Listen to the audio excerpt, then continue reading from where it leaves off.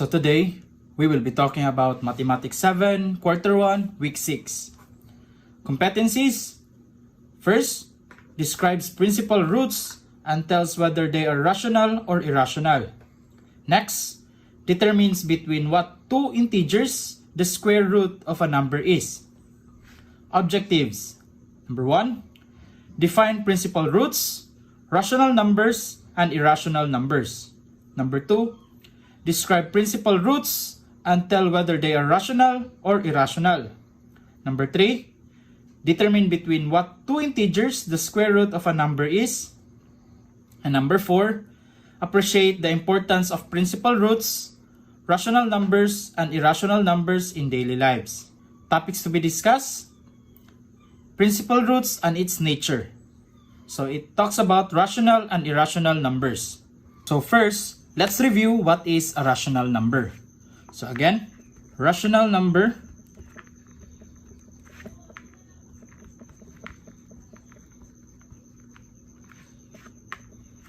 rational numbers are numbers that can be expressed in the form of A over B, where B should not be equal to 0.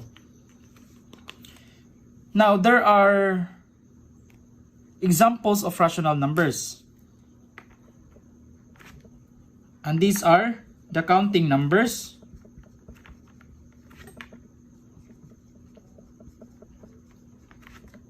or the natural numbers, which starts with 1, 2, 3, 4, 5, and so on. Next is the whole numbers,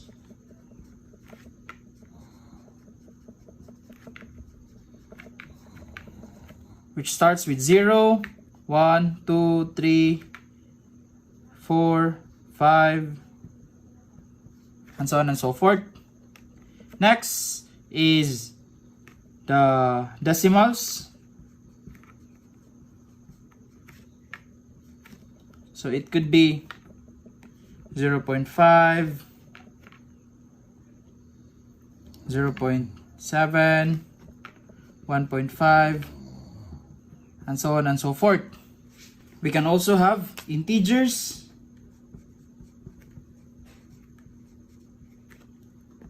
Examples are the negative integers, 0, and the positive integers. So we have negative 3, negative 2, negative 1, 0, positive 1, positive 2, positive 3, and so on and so forth. So also here, we have more negative numbers or integers. And lastly, rational numbers can be in this form, which is a fraction or fractions. So it could be positive fractions or the negative fractions. So we have 1/2, 1/4,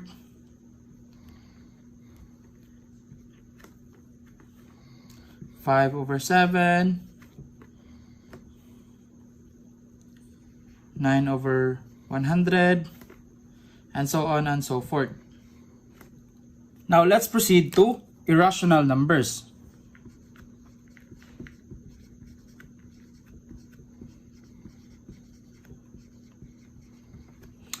So irrational numbers are numbers whose decimal representation are neither terminating or non-terminating,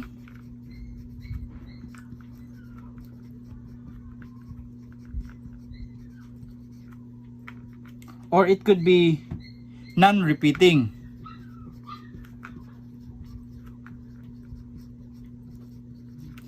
So when we talk about non-terminating, the decimal part will not end. So it will just continue until infinity. While for non-repeating, the decimal part is not repeating. So examples of irrational numbers that are non-terminating and non-repeating. So we have 1.41, 42, 35. So example number 1 is irrational numbers. Why? Because the decimal part is non-terminating, so it doesn't end. So how did we know that this example doesn't end? Because of these dots. So this one is called ellipsis.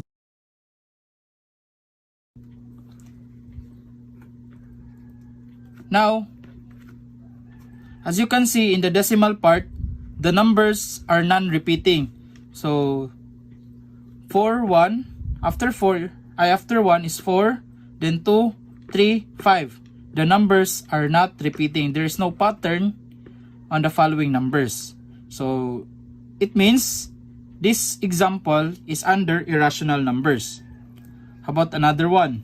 We have 7.071067.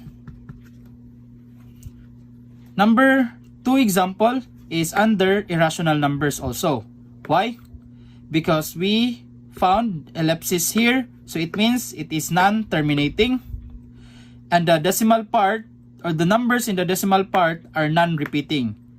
So they don't have patterns on how the numbers are written.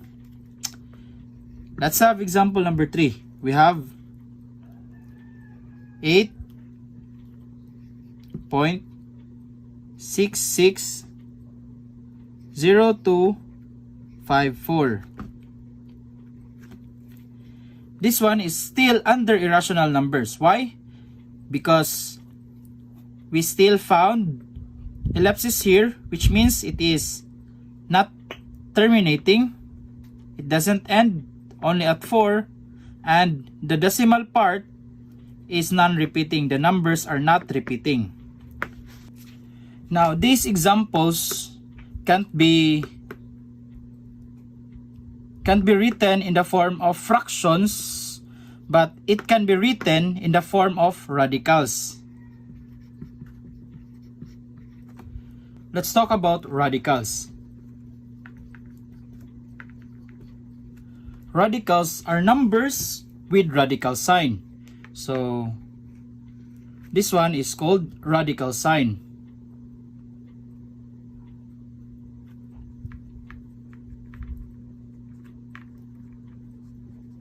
That's the radical sign, and numbers inside them are called radicands. Next, the numbers outside the radical sign are called coefficients. So for example, we have here letter A as representation of a number or of the coefficient, and the number written in this part beside the radical sign is called the index.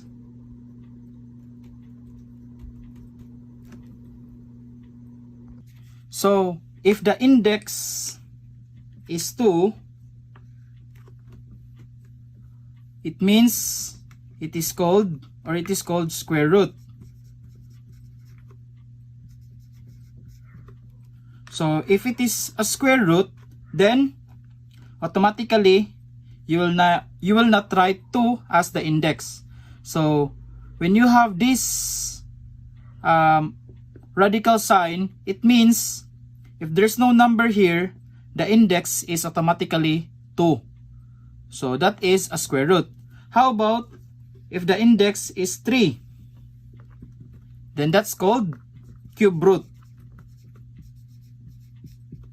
Again, as what I have told you, irrational numbers can't be expressed in fractions, but it can be represented through radicals. So these examples can be written into radical form. So for example, 1.414235 is equal to square root of 2. How about 7.071067? That can be represented using square root of 50. How about 8.660254? That is equal to square root of 75. So, how did we get that one? Use your calculators or scientific calculator apps in your smartphones. Input square root of 2. And that will result to 1.414235. And for number 2, input square root of 50. You will get this one. And for square root of 75, you will get this one. Now, let's have more examples. And let's try to identify this one as rational or irrational numbers. So, number 1, we have square root of 36. Now, square root of 36 is equal to 6. How did you get 6? So, we just think of two numbers that are the same. When multiplied to each other, the result is 36. So, we have 6. 6 times 6. 6 times 6 is equal to 36. That is why the answer is 6 when you have square root of 36. So, because we have 6 as our answer, which is a whole number, is it rational or irrational number? It is a rational number. Whole numbers are under rational numbers. So, when can we say that it is irrational? When it is non-terminating and non-repeating. Next, square root of 64. So, square root of 64 is equal to 8. How did we get 8? We think of a number, two numbers that are the same. When multiplied to each other, we get 64. And we have 8 times 8. 8 times 8 is 64. So the answer is 8. Again, we have a whole number. Then, it is a rational number. How about for square root of 2? Think of a number when multiplied to each other that will result to 2. So, there's no number that can be multiplied to each other that are the same that will result to 2. So, it means use your calculator and input square root of 2. So, we have square root of 2. The result is 1.4142 135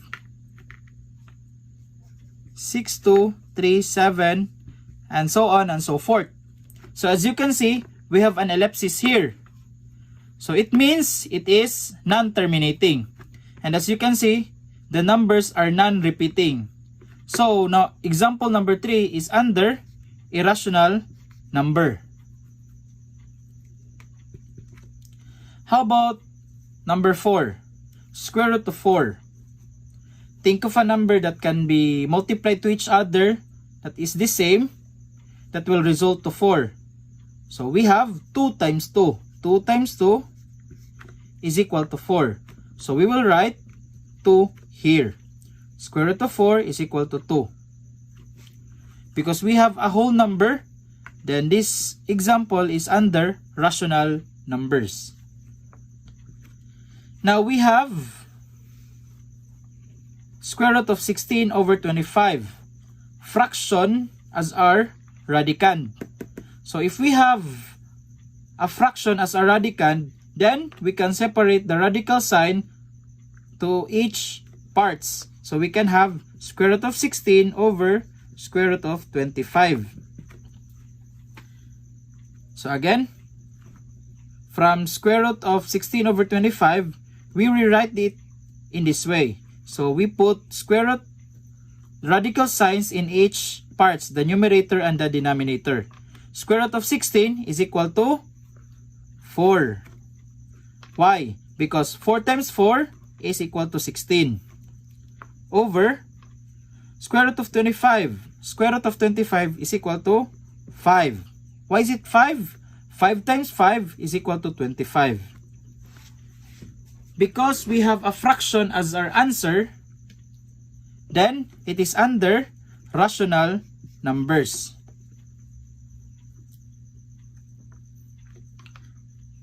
Next, number 6. Our radicand is a fraction. We will still do the same thing. We have square root of 3 over square root of 10. Now, think of a number, two numbers that are the same and multiplied to each other that will result to 3. So, there's none. There's no two numbers that are the same and multiplied to each other. It will result to 3 and also to 10. So, we will just input square root of 3 over 10 in our calculator, and let's see what is the answer. So square root of 3 over 10 is equal to 0.547722555751, and so on and so forth. So again, we have an ellipsis. So it means it is non-terminating, and as you can see, the decimal part has no pattern. So the numbers are not repeating. So this one is an example of irrational numbers. So let's wrap up rational numbers and irrational numbers. If the answer is a decimal number with ellipsis and the numbers are not repeating, then you will call that number as irrational numbers.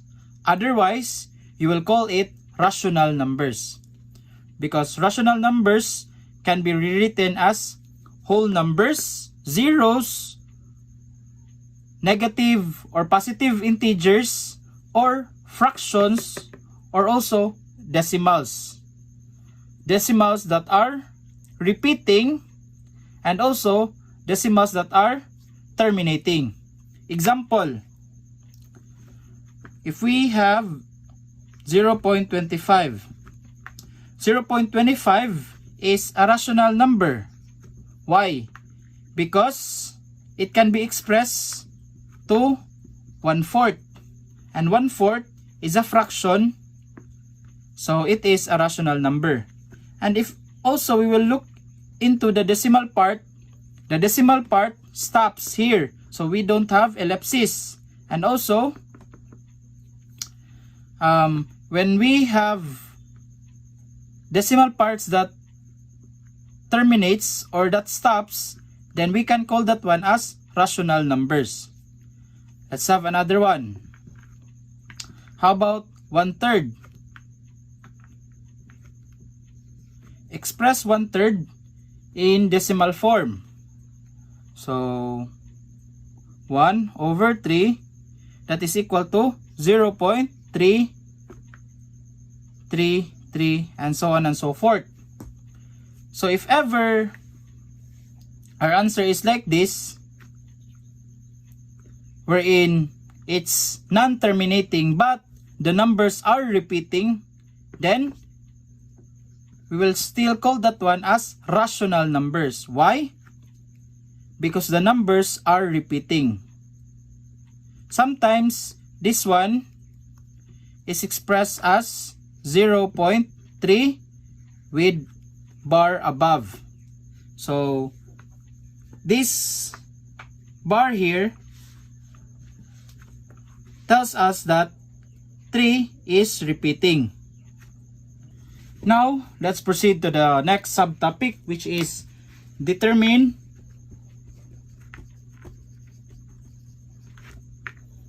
between what?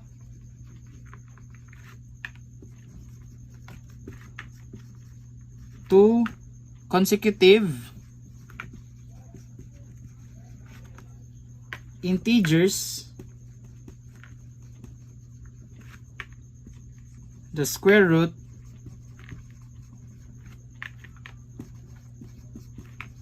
of a number is. So it means we have a square root as our given.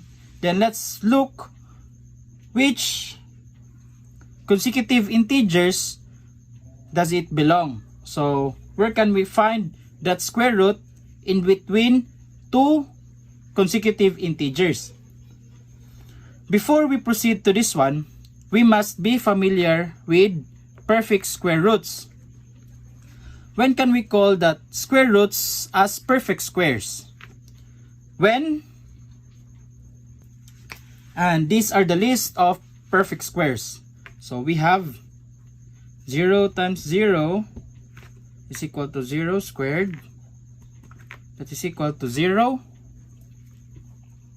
Next, 1 times 1 is equal to 1 squared, or it can be rewritten as 1. Next, 2 times 2 is equal to 2 squared, and that is equal to 4. Next, 3 times 3 is equal to 3 squared, and that is equal to 9. How about 4 times 4? That is equal to 4 squared, and that is equal to 16. How about 5 times 5? That is equal to 5 squared, and that is equal to 25. 6 times 6, and that is 6 squared, and that is equal to 36. How about 7 times 7? That's 7 squared, which is equal to 49. How about 8 times 8? That's 8 squared, or that is equal to 64.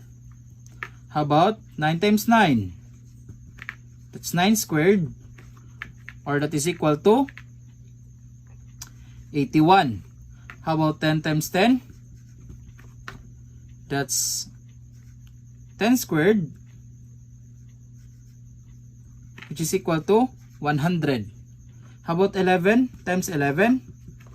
That's 11 squared, which is equal to 121. How about 12 times 12? That's 12 squared, which is equal to 144. How about 13 times 13? That's equal to 13 squared, which is equal to 169. How about 14 times 14? That's 14 squared, or that is equal to 196. Now, 0, 1, 4, 9, 16, 25, 36, 49, 64, 81, 100, 121, 144, 169, 196, and so on and so forth are examples of perfect squares. And now, the perfect square roots, we will just put square roots with these perfect squares, and the result will be the whole numbers, or the principal roots. So we have square root of 0, that is equal to 0. Square root of 1 is equal to 1. Square root of 4 is equal to 2. Square root of 9 is equal to 3. Square root of 16 is equal to 4. Square root of 25 is equal to 5. Square root of 36 is equal to 6. Square root of 49 is equal to 7. Square root of 64 is equal to 8. Square root of 81 is equal to 9. Square root of 100 is equal to 10. Square root of 121, that's equal to 11. Square root of 144 is equal to 12. Square root of 169, that's equal to 13. And the square root of 196 is equal to 14. And so on and so forth. So, these are the perfect square roots and their answers are principal roots. So again, these are principal roots. So principal roots are numbers which produces a specific quantity when multiplied by itself, or it is the positive nth root of a number. So the positive nth root of square root of 1 is positive 1. How about square root of 4? That's equal to 2, and 2 is the principal root. Now let's try to have some examples in determining the consecutive integers where we can find the square roots of a number. So for example, we have square root of 12. Square root of 12. So first, let's look at the radicand, which is 12. Now let's look in our list. 12, square root of 12 is between square root of 9 and square root of 64. Square root of 16. So that's between square root of 9 and square root of 16. So our answer here is 3 and 4. So these are the two consecutive integers where we can find the square root of a number, the square root of 12. Let's have another example. We have square root of 18. Square root of 18 can be found between square root of 16 and square root of 25. So let's get the principal root, which is 4 and 5. So it's between 4 and 5. Let's have more examples. Square root of 40. Square root of 40 can be found between square root of 36 and square root of 49. So let's get their principal roots. That's 6 and 7. 6 and 7. Let's have more example. We have square root of 175. 175, or square root of 175, is found between these numbers. Square root of 169 and square root of 196. And that is the principal roots of these two is 13 and 14. 13 and 14. That's it for rational numbers and irrational numbers. So I hope you've learned something, and see you on my next video tutorial. Bye-bye!